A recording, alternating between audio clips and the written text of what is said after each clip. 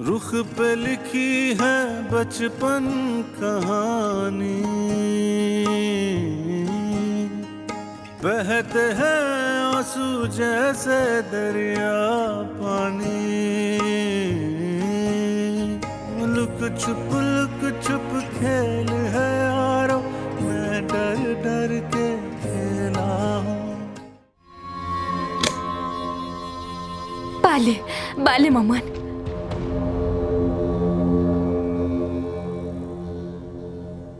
چی شده؟ چرا دارین اینجوری نگاه میکنین؟ با کی داشتی حرف میزدی؟ من حرف میزدم؟ با هیچ کس. من خودم شنیدم سارا که داشتی با یکی دیگه حرف میزدی. صدای یکی دیگه هم میومد. آهان خب داشتم با رومینا حرف میزدم. گوشیت که خاموشه دخترم. پس چطوری با رومینا حرف میزدی؟ گوشیم خاموش باشه مگه چیه؟ لپتاپ که پیشم هست. شما میدونین که این روزا دوره فضایی مجازیه. تماس تصویری داشتیم. حتما صدای اونو شنیدین. داشتم با اون حرف میزدم. این کجاش اشتباهه؟ شما دوتا چرا دارین ازم بازجویی میکنین؟ آخه ما فکر کردیم یکی تو اتاقته. ها؟ چرا اینجوری فکر میکنین؟ من که از دیروز دارم روی این پروژه کار میکنم. ولی دخترم عابد با هم تماس گرفته بود. میگفته اون که بهت نگفته رو پروژه ای کار کنی. آقا عابد تماس گرفته بود؟ آره اون بهتون راست گفته. من بهش گفته بودم که از داخل خونه کار میکنم، ولی اون با پرونده ها درگیر بود. برای همین فکر کنم حرفمو درست نشنیده، برای همین تماس گرفته. مشکلی نیست مامان، من خودم الان باشون تماس میگیرم و بهشون اطلاع میدم. شما دوتا هم دیگه نیاز نیست برای کاری دفترم نگران باشین.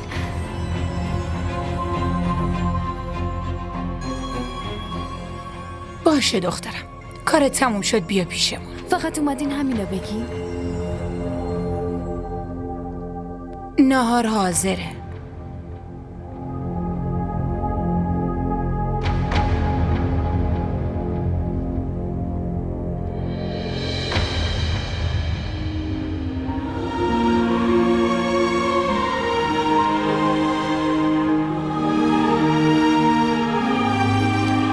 آی مونا عزیزم، دختر نازم بیا.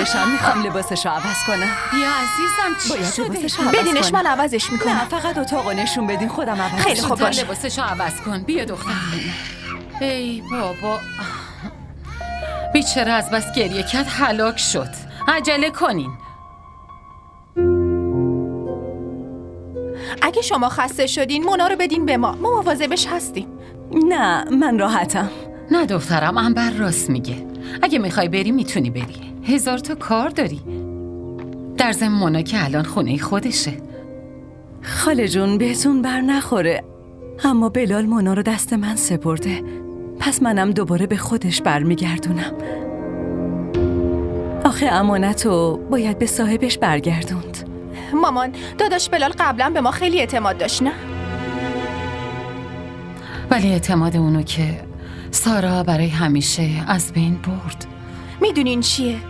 وقتی یه زن تو زندگی یه مرد میاد، یا تمام روابط اونو با نزدیکاش محکم‌تر میکنه، یا همین که اونو از همه عزیزاش دور میکنه و فقط به شخص خودش محدود میکنه.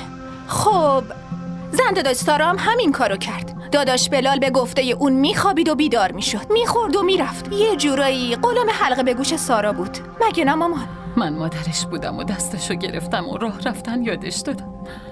به سختی بزرگش کردم، اما وقتی سارا تو زندگیش اومد اونو از من دور کرد. شما ناراحت نشین خاله جون، این نوه شماست. من فقط همینطوری میخواستم. نه خیر دخترم، وقتی پسرم بهم اعتماد نداره پس من با چه روی بچه‌شو تو آغوش بگیرم؟ امروز 2 روز میشه پسرش خونه نیست. اون حواسش به خوردن و خوابیدنش نیست، مثل دیوونه ها داره دنبالش میگرده. اما پسر من با وجودی که کنارمه، ولی این کار سالهاست از من دور شده.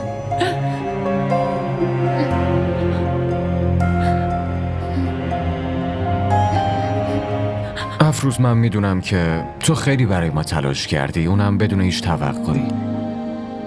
منم خیلی از این موضوع خوشحالم، چون یکی هست که داره بهم کمک میکنه. گلزار برای من خیلی با ارزشه. اگه مثل مونا گلزار رو هم پیش خودتون نگه می داشتید پس الان این حال و روزمون نبود.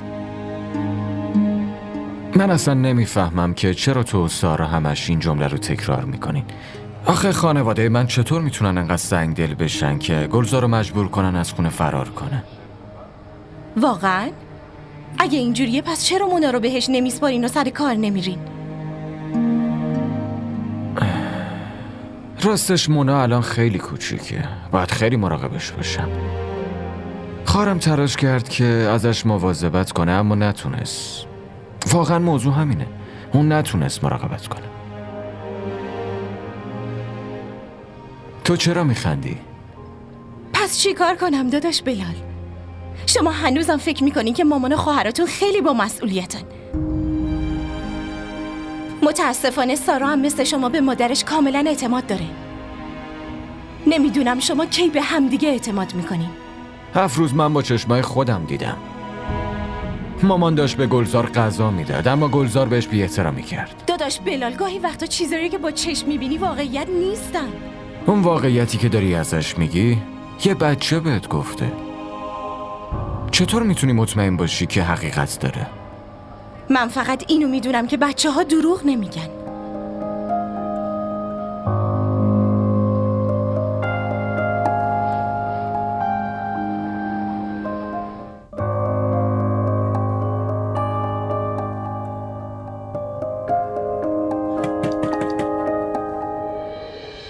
آبجی سارا درو باز کنی. چی شده؟ چرا درو میخوای بشکنی؟ داره کار میکنه. آبجی سارا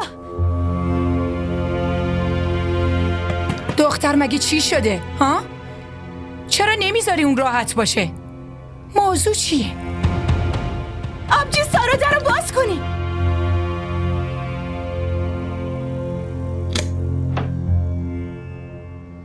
شما چه جور مادری هستی؟ گلزار از دیروز صبح گم شده. 24 ساعته که داداش بلال دنبالش میگرده. یتیم خونه ها، سرد خونه ها، همه شهر دنبالش گشته. ولی شما اینجا نشستین کار دفتریتونو میکنین. پیوند ها برای شما هیچ ارزشی نداره. شما همیشه از بیفکری داداش بلال شکایت میکنین، در حالی که خودتون به فکر پسرتون نیستی. اصلاً به فکرش نیستی. خب معلومه دیگه اون باباشه. اون دنبالش نباشه کی دنبالش باشه؟ دختر تو اینو نمیفهمی؟ همونطور که دخترم نتونست تحملش کنه پسرشم نمیتونه تحملش کنه. خوب دقت کن. آخه اون مردی که نتونه مراقب زنش باشه چطور از پسرش مراقبت میکنه ها؟ اول آدم ها رو بشناس، بعدش به بقیه طعنه بزن. نمیدونم از بیرون چی میشنوه که حرسش رو سر ما خالی میکنه.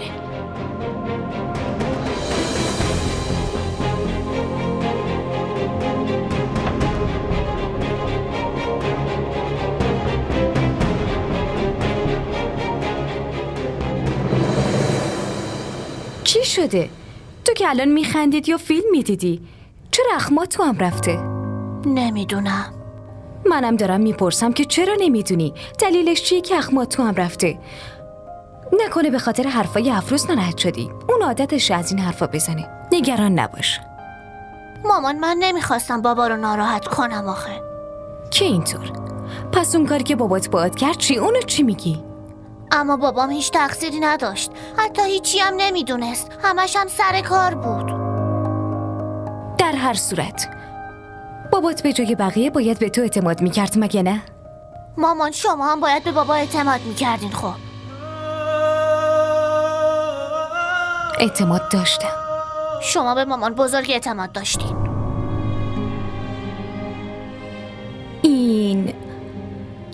این حرفا رو کی بهت زده؟ وقتی شما و بابا با هم دعوا میکردین من پشت در فالگوش وای میستادم و همه حرفاتون رو میشنیدم و خیلی ناراحت میشدم. اما به هر حال بلال به خاطر مامانش نباید دست روی تو بلند میکرد. ولی شما هم تا حالا منو کتک زدین. گلزار، تو چرا هر چیزی به من ربط میدی؟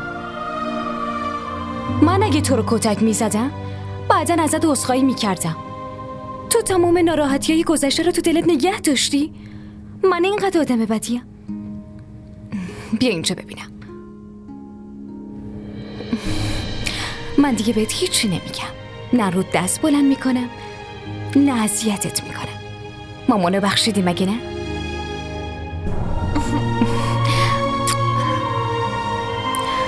باشه، الانم بشین کارتونتو ببین. بیا با این هنسفری ببین. مامان، من راست میگم. این دور زمونه هیچکی بدون دلیل واسه کسی کاری نمیکنه. همخون به همخون کمک نمیکنه.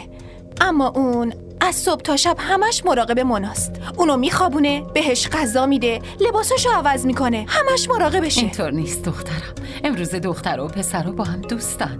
اونم به خاطر دوستی این کارو میکنه. نه خیر مامان، دختر و پسر هیچ وقت نمیتونن دوست باشن. اینو که ما آدما واسه خودمون الکی درست کردیم. تو چی فکر میکنی؟ به نظرت بلالم علاقه‌منده بهش یا نه؟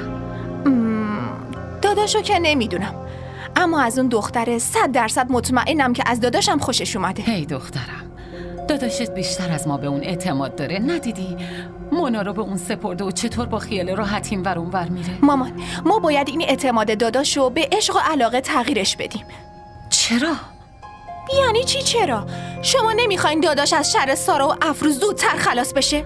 اما دخترم، الان چه تضمینی وجود داره که این دخترم بعداً مثل سارا رفتار نکنه؟ آره، اینم هست.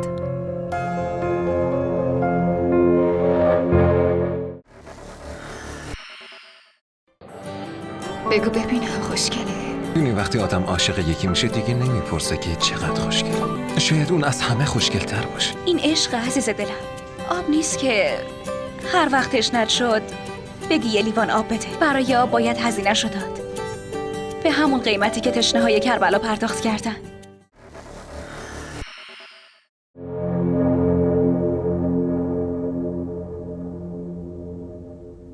خیلی خوب گلزار، من میرم سر کار. تو مواظب خودت باش. اگه هم اتفاقی افتاد به من خبر بده، باشه؟ خداحافظ. مامان، خواهش میکنم منو تنها نذارین و جایی نرین. گلزار، من که نمیتونم هر روز بهونه بیارم مگه نه؟ ولی من تنهایی میترسم آخه. چرا میترسی؟ تو که پسر شجاعی هستی. پس من همه این روزا چی کار کنم؟ آره، این سوال خوبیه. باید چی کار کنی؟ باشه، بیا این گوشی من پیشت باشه. خوبه؟ میتونی باش فیلم ببینی. نگران غذا هم نباش، زیر تخت برات غذا گذاشتم، آبم هست. هر وقت که گرسنت شد میتونی اونو بخوری، باشه؟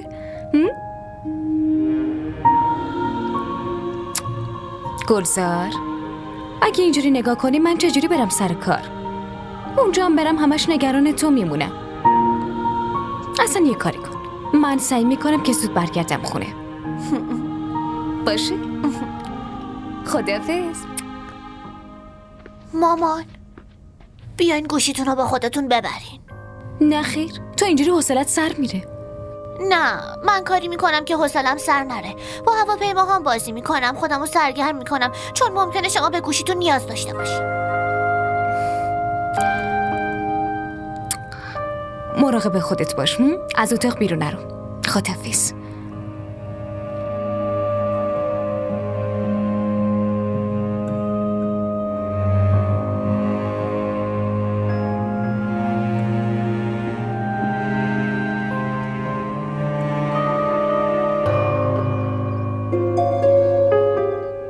مامان، من دارم میرم سر کار. باشه دخترم. امروز صبح زود بیدار شدم و برای همین خودم اتاقم رو تمیز کردم. پس شما تمیزش نکنین. دخترم نمیدونم این چه اخلاقیه که دارم. تا وقتی همه گوشه و کنار خونه رو خودم تمیز نکنم خیالم راحت نمیشه. نه مامان، من دارم بهتون میگم لازم نیست تمیزش کنین. من خودم تمیز کردم. در ضمن همه برگا رو تختم پخش و پلاست. اگه یکیش گم بشه برای من دردسر بزرگ میشه. باشه دخترم، تمیز نمیکنم.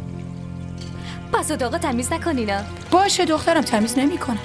خداحافظ. خداحافظ.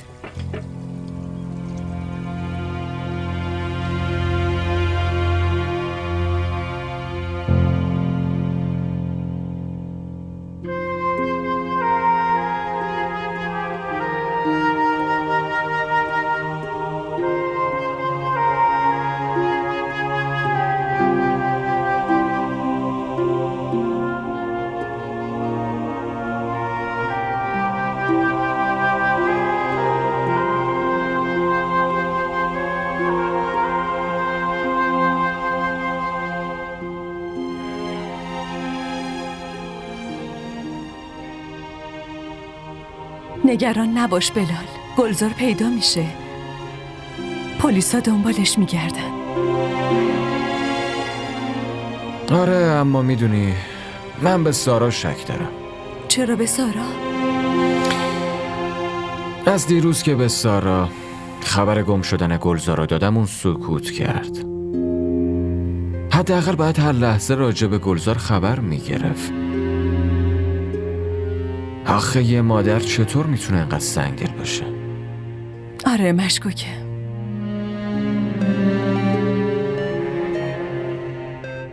یه لحظه من برمیگردم.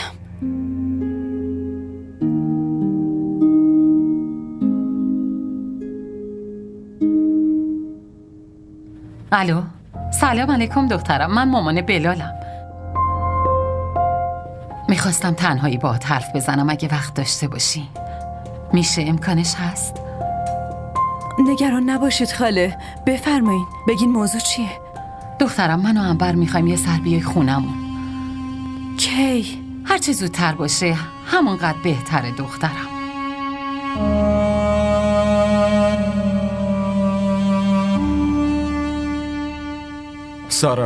سارا تو پسر منو کجا قایم کردی؟ این سوالو من باید ازت بپرسم. پس چرا نمیپرسی؟ مگه مامانش نیستی؟ ببینم اصلا گم شدنش برات مهم نیست؟ خیلی برام مهمه، اما به قول خودت مسئولیت اونو که به عهده من نیست. برای من زرنگ بازی در نیار. اگه گلزار رو پیشم نیاری اصلا برات خوب تموم نمیشه. اگه اینقدر مطمئنی که من اونو قایم کردم پس بیا همه خونمو بگرد. یه بار نه 100 بار میام میگردم، تو هم هیچ کاری نمیتونی بکنی. منم همینو میگم، بیا همه خونه رو بگرد. آدم وسیله نیست که جای قایمش کنم. اگه باور نداری پس از پدر و مادرم بپرس، حتی اون جاسوس تفروز، اونم تو همون خونه است. اگه میخوای بیشتر از قبل مطمئن بشی پس از اون بپرس.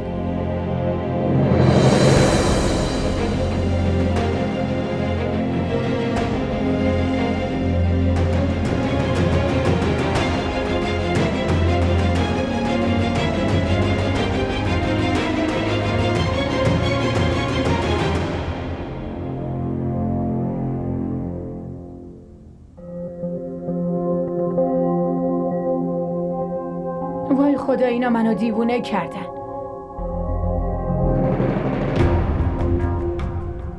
بیا. اوف. این وضع اتاقو ببین. خدایا به من صبر بده. اینجور کار کردنه که من اصلا قبول ندارم. هیچ مسئولیتی رو به دوش خودشون نمیگیرن. میگن مامانشون هست. تو این سن و سالم باید کار کنم.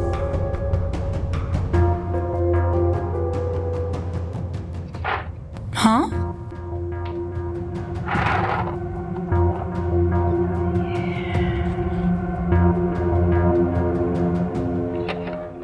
ها؟ این دختر که دیوونه نشده. غذا رو گذاشته زیر تخت. 1 دقیقه زمان میبره که تو آشپزخونه بذاره.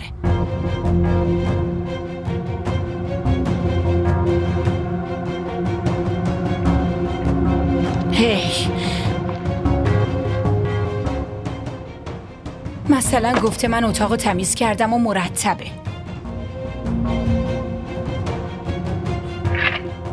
این دخترم که پسر اون احمقو فراموش نمیکنه. اینا رو باید ببرم سطل آشغال بندازم. ما را در شبکه‌های اجتماعی دنبال کنید.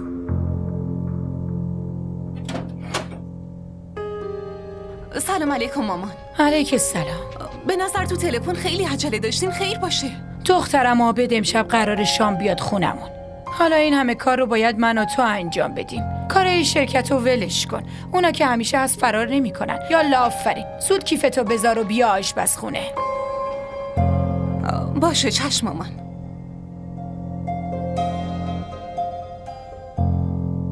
به فرایند ورودی و فرایند خروجیش دقت کردین؟ بله آقا. خوبه. حالا پروژه مورد نظر رو باز کنید. باشه. در کنارش فایل بودجه رو هم باز کنین.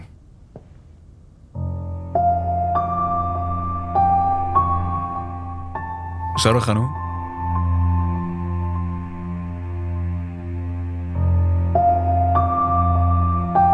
اتفاقی افتاده؟ بله. ببخشید آقا، من نشنیدم شما چی گفتین. حالتون خوبه؟ به نظرم اومد امروز در حین کار کردن حواستون پرت میشه. مشکل چیه؟ چیزی نیست آقا. ببخشید دیگه حواسم پرت نمیشه. میشه لطفاً تکرار کنی که چی گفتین؟ عجله کنین. بعد از جلسه امروز بعد زود برین خونه. امروز من و شما هم مسیریم. منظورتون چی هم مسیریم؟ واقعا عجیب اینها. اول شام دعوت میکنین و بعدش هم فراموش میکنین. یادم اومد که مامانتون تماس گرفته بود. امروز بعد زود برگردین خونه. میخواین آشپزی کنین. خب پس شما فایل رو حاضر کنین. بعدش میتونین برین خونه. من خودم به رئیس توضیح میدم. شما میتونین برین. راحت باشین.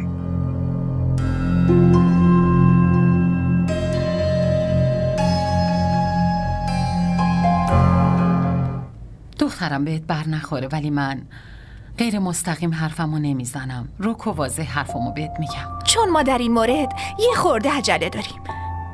در چه موردی؟ ما فکر میکنیم که شما از بلال خوشت اومده. البته ما فقط حد زدیم. میخوایم بدونیم نظر خودتون چیه. من فکر کردم شما برای موضوع دیگه‌ای منو صدا زدین. برای ما هیچی مهمتر از سر و سامون دادن زندگی داداش بلال نیست. ببخشید خاله، فکر کردم سوء تفاهمی که بین شما و بلال به وجود اومده رو میخواین اینطوری به واسطه من تمومش کنین. دخترم اختلاف که تو هر خونه وجود داره. ما به مرور زمان همه سوء تفاهم‌ها رو با بلال از بین میبریم. حتی خودمون واسه آشتی پیش قدم میشیم. الان این خواهشی که ازت داریم و اگه جوابشو بدی خیلی ممنون میشم عزیزم. معذرت میخوام خاله عنبر، اما من از بلال اونطوری خوشم نمیاد. آره اون دوست خیلی خوب منه. ما با هم دیگه خیلی تفاهم داریم. گوش بدین، اگه شما هم همین تفاهم رو به یه رابطه خوب تغییر بدین، خب اتفاق خیلی مبارکیه دیگه، مگه نه؟ بعدم این فقط حدس ما بود. تصمیم نهایی رو باید خود شما و داداش بلال بگیرین. دخترم موضوع وصلتو که با بزرگترها در میون میذارن، ولی ما حتما با اونا حرف میزنیم. اما اول از همه میخوایم تصمیم تو رو بدونیم. من واقعا نمیدونم که چی بگم و چی نگم. رومینا، ما آدمای اهل مخالفت نیستیم. با زن داداش سارا هم مخالفت نکردیم. اون خودش با داداش بلال ازدواج کرد و بعداً هم با تصمیم خودش داداش بلال رو ترک کرد، مگه نه مامان؟ در ضمن بلال حتما ازدواج میکنه. اگه بازم زنی مثل سارا گیرش بیاد، هم زندگی واسه اون جهنم میشه، هم واسه ما. واسه همین اون انتظاری که ازت داریم و میخوایم جوابشو بدونیم. معذرت میخوام خاله، فعلا نمیتونم چیزی بگم، اما فکرمو میکنم و بهتون خبر میدم. دخترم از خودت پذیرایی کن. بیسکویت چایتون سرد نشه. تو هم بخور.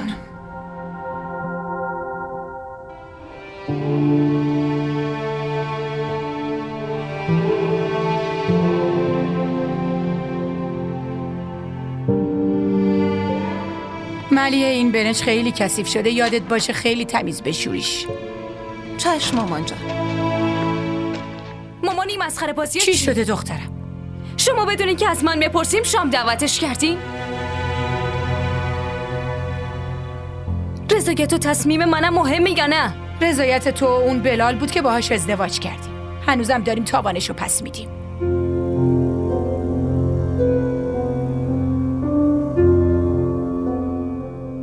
مامان شما چرا متوجه نمیشین آقا عابد فقط برای من رئیسه، نه چیز دیگه.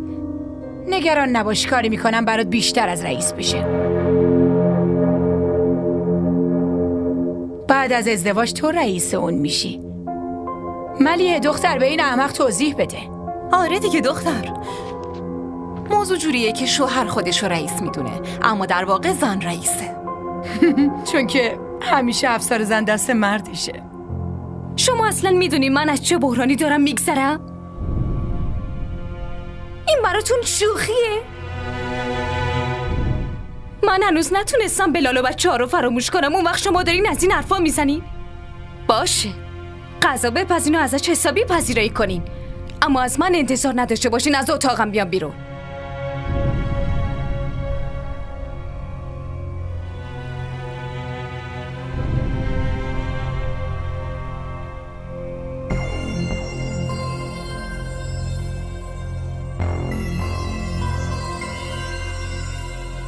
گلزار، این چه حال روزیه که داری؟ چی شده؟ مامان غذام اینجا نیستش. من که برات گذاشته بود، همینجا بود. وای، کی بردتش؟ مامان بزرگ برد. حتما خیلی گرسنته. تو اینجا بشین، من میرم برات یه چیزی بیارم.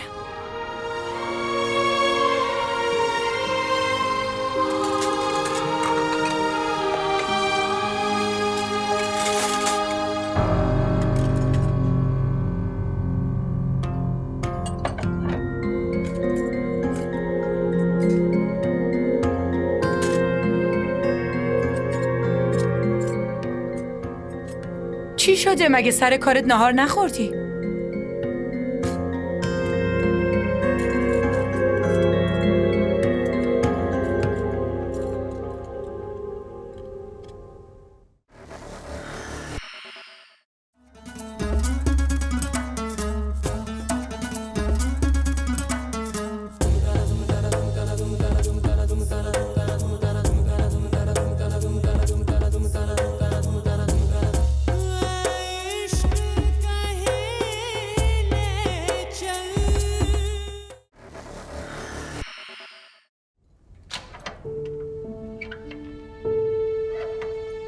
مردم محل، اعلام گمشدگی. یک پسر بچه به اسم گلزار با بلوز قرمز و شلوار خاکستری حدوداً 6 ساله 2 روز است که گم شده است. هر کس از این پسر بچه اطلاعی پیدا کرد لطفاً به مسجد محل مراجعه کند.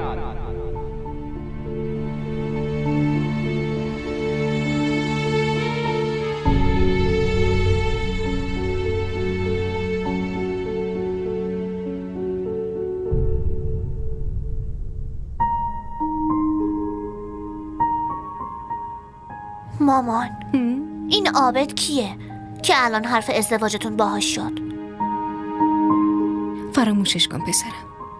مامان لطفاً باهاش ازدواج نکنین، لطفاً. اصلا کی خواست ازدواج کنه؟ من که حتی طلاقم نگرفتم.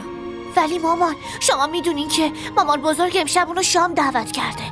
من همه حرفاشونو شنیدم. خیلی گریه‌ام گرفت. چرا میخوای گریه کنی؟ همچین چیزی نیست، فراموشش کن.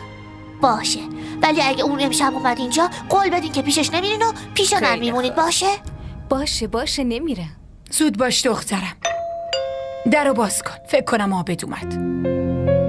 ببینم کیه. گلزار،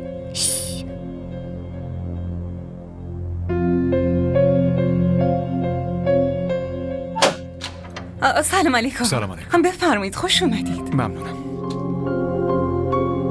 سلام علیکم. علیک السلام. زنده باشی پسرم. بفرمایید. ممنونم. بیا تو.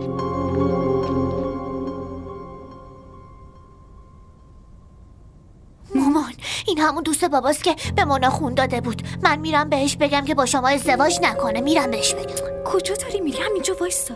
نه مامان، من با اون همون دوستم، ولی بهش میگم که باهاتون ازدواج نکنه. گلزار یواشتر بگو، چت شده؟ اگه بری بیرون همه میفهمن که تو اینجا قایم شدی. اون وقت مامان بزرگ تو رو میفرسته خونه بلال. بگو ببینم بازم میخوای برگردی پیش بابات؟ نه خیر، اما قول بدین که با اون ازدواج نکنین. ازدواج نمیکنم، مطمئن باش. یکی داره در میزنه. گلزار تو برو زیر تخت، زود باش. بله یه لحظه. بله مامان. دختر بیا، مهمون چه فکری میکنه؟ مامان خودتون دعوتش آرومتر. کردین، خودتون هم پذیرایی کنی. تو که دیوونه نشدی؟ رئیست اومده خونت، اون که نمیتونه تو دعوتش نکردی. یالا بیا. باشه شما بری منم میام. آره عجله کن. آفرین.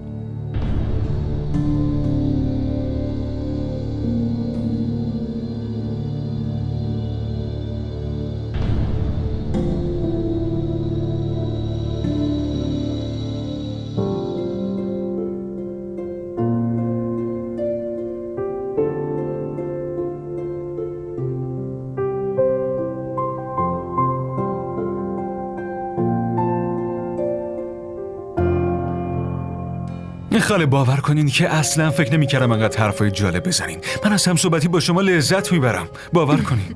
ممنون پسرم. در ضمن تو هم صحبت خیلی خوبی هستی. خب وقتی هم صحبت خوبی مثل شماها میبینم زبونم خود به خود باز میشه. همش حرف میزنم و اصلا حرفم تمام نمیشه. راستش سارا اصلا حرف نمیزنه. خیلی وقته که ساکته.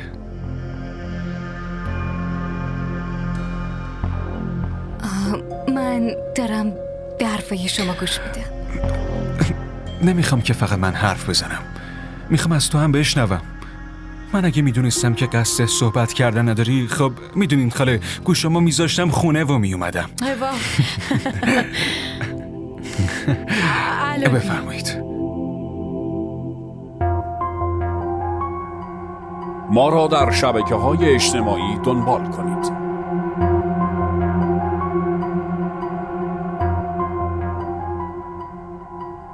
خاله چه نیازی بود زحمت بکشیم؟ هدف غذا خوردن که نبود، بلکه در کنار شما بودن مهمه.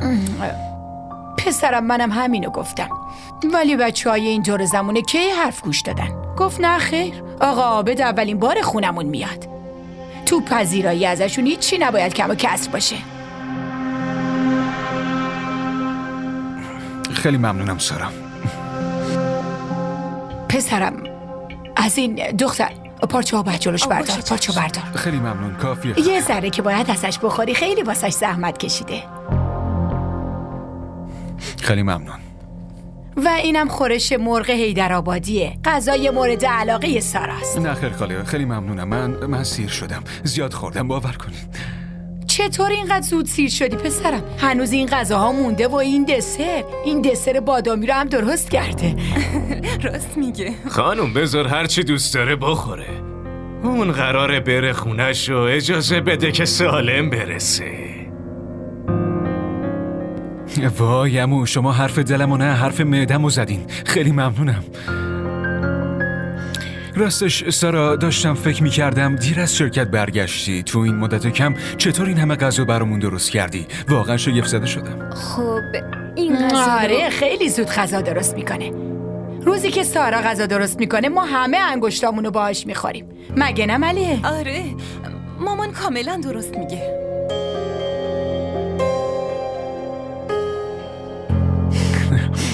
عالیه.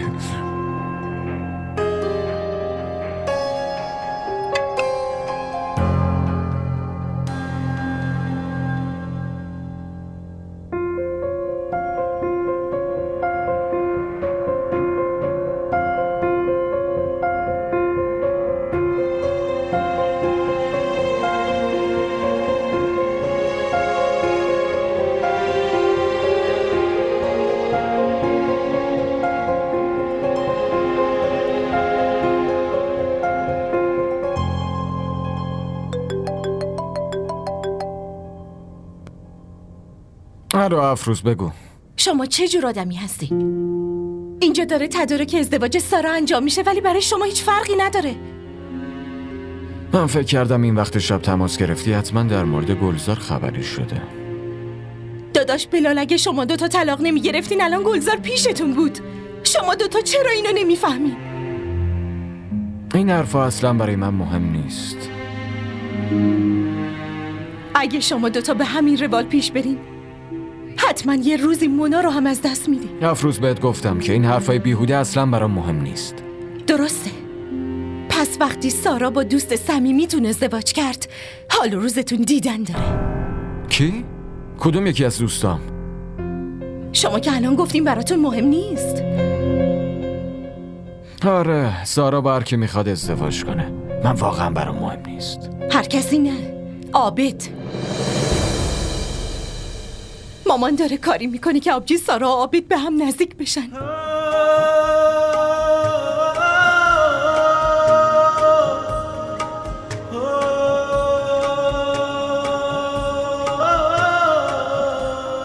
रुख पे लिखी है बचपन कहानी, बहते हैं आंसू जैसे दरिया पानी. که اینطور اونی که تمام شهر دنبالش میگشتیم تو اتاق شما پنهون شده بود؟ الان که دیدی تو رو خدا یواشتر بگو. آبجی شما اصلا بلال رو درک میکنین؟ که مثل دیوونه ها همه شهر رو دنبال گلزار میگرده؟ یواشتر بگو افروز، یواشتر. اگه مامان بشنوه شر به پا میکنه. شما اصلا خبر داری؟ اون آدم نه تو خونه قرار داره و نه سر کارش، نه غذا میخوره و نه میخوابه، همش بیقرار و سرگردونه. افروز تو در مورد گلزار به هیچ کس هیچی نمیگی. شنیدی چی گفته؟ آبجی من نمیتونم پنهون کاری کنم. شما اول بچه ها رو ول کردین و اومدین اینجا، الانم میخواین گلزار رو تو اتاقتون پنهون کنین. تصمیم نهاییتون رو بگیرین آبجی، یا اینجا رو صاحب شین یا اونجا رو صاحب شین. دیگه نه خودتون رو فریب بدین نه بقیه رو. بهت التماس میکنم. ببین تو خواهر دوست داشتنی من نه. ببین لطفاً به کسی چیزی نگو. اگه اونا بفهمن برای من دردسر بزرگی میشه. من بالاخره یه راهی پیدا میکنم. اما آبجی این بی‌انصافیه. اگه شما نمیتونین بدون بچه ها زندگی کنین پس برگردین پیش داداش بلال. این فاصله که بین خودتون و داداش بلال انداختین رو تموم کنین. रुख पे लिखी है बचपन कहानी, बहते हैं आंसू जैसे. DDTV ارائه کننده بزرگترین سریال های درامای ترکی، کره‌ای، پاکستانی دوبله شده به فارسی می باشد. لطفاً سابسکرایب کنید و عضوی از خانواده ما شوید.